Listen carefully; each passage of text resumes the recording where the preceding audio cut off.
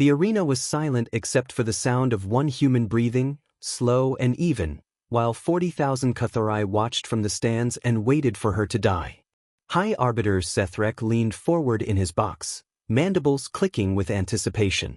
Below him, in a pit of black glass under a sky the color of old rust, stood the champion of a species that called itself Earth, small, soft-skinned, alone, facing down Koresh Vol, undefeated in 41 ritual duels, 7 feet of chitin-plated muscle and honed killing instinct.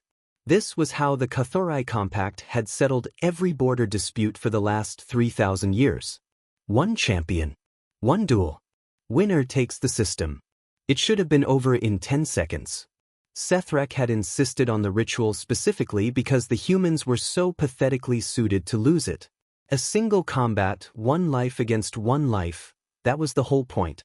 The Kathorai had studied humanity for 6 years before first contact, and every report said the same thing. Short-lived, fragile, deeply, foolishly attached to individual lives in a way no Kathorai warrior could understand. A Kathorai soldier who fell in the ring was mourned for exactly 1 cycle before his memory was folded into the Compact's shared meditation archive and the species moved on, whole and undiminished. Humans, by contrast, apparently spent decades grieving a single death.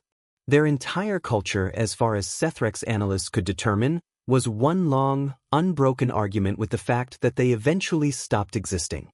Put a fragile, short-lived, mortality-obsessed creature into a pit against Koresh Vol, and you didn't get a fight. You got a formality. That was the calculation. It was a good calculation. It had never failed before against any of the 11 species who'd challenged the Compact's expansion and lost their home systems on the strength of exactly 1 duel. The human champion's name, according to the credentials her delegation had filed, was Master Sergeant Yuki Tanaka, 41 standard years old, ancient, by human reckoning, 3/4 through a life that would end whether or not she won today. She stood in the pit wearing a suit of matte gray composite armor that Kathorai sensors had already flagged as primitive, non-shielded, decades behind Compact standard. Her left arm below the elbow was a prosthetic. Sethrek's analysts noted this with something like pity. A soldier who had already lost a piece of herself once, sent out to lose the rest. Koresh Vol didn't wait for ceremony. He never did. He crossed the pit in 4 strides and brought his forelimb blade down in an arc meant to end the fight before the crowd finished their opening cheer. Yuki Tanaka wasn't where the blade landed. She'd moved a half-second before the strike connected, not fast, not supernaturally so, just early, reading the wind-up in Koresh Vol's shoulder joint the way a boxer reads a telegraphed punch. The blade cratered black glass where she'd stood. She was already inside his reach, driving her prosthetic forearm up into the soft plate beneath his jaw, and the impact rang through the arena like a thrown stone. The crowd's cheer faltered into confused muttering. Koresh Vol had never been touched in 41 duels. Sethrek did not yet feel concern. 1 clean hit, from a fragile creature getting lucky before instinct and superior biology corrected the imbalance. Koresh Vol recovered his footing, roared, and closed again. This time Yuki didn't dodge. She let the blade catch her across the shoulder, composite armor screaming as it shattered, and used the half-second of his overextension to jam something small and metallic into the joint of his foreleg. It looked, to 40,000 Kathorai eyes, like nothing.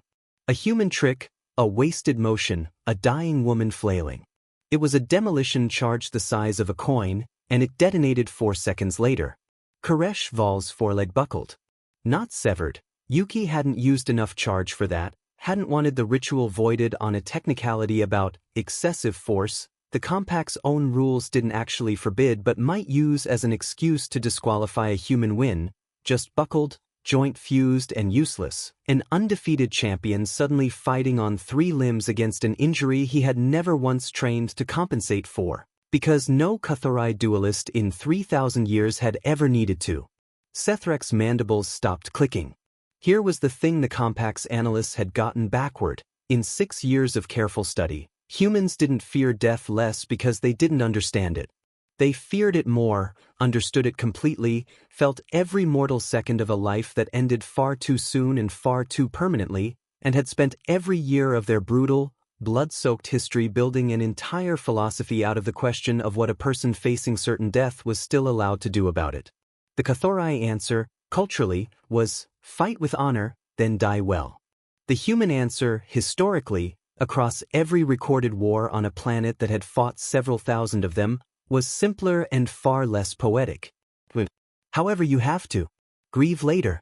Yuki Tanaka wasn't young enough, strong enough, or biologically favored enough to beat Koresh Val in a fair fight, and she had known that from the moment she accepted this assignment, reading his combat record on the flight out, watching 41 duels where he'd never once faced an opponent who came into the ring already planning past the rules. So she hadn't planned a fair fight. She'd planned a fight that ended with Koresh Val unable to stand, using tools no compact duel had ever required a scan for, because no compact duel had ever needed to check whether a combatant was carrying a pocketful of improvised demolition charges into ritual single combat. Nobody had thought to make that against the rules. Nobody had ever needed to.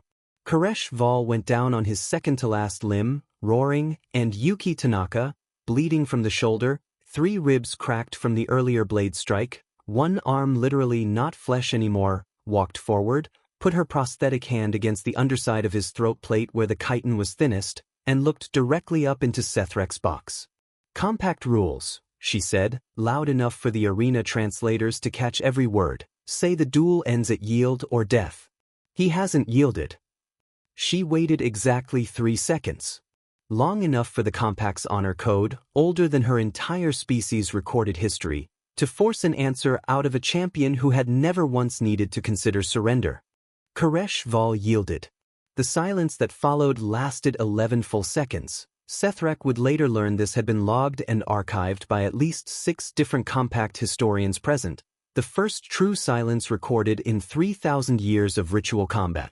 Then the crowd began, slowly, disbelievingly, to make a sound the arena's acoustic architecture had never been designed to carry. 40,000 Kathorai, murmuring the same confused question to each other, over and over, a question with no precedent in their entire recorded history.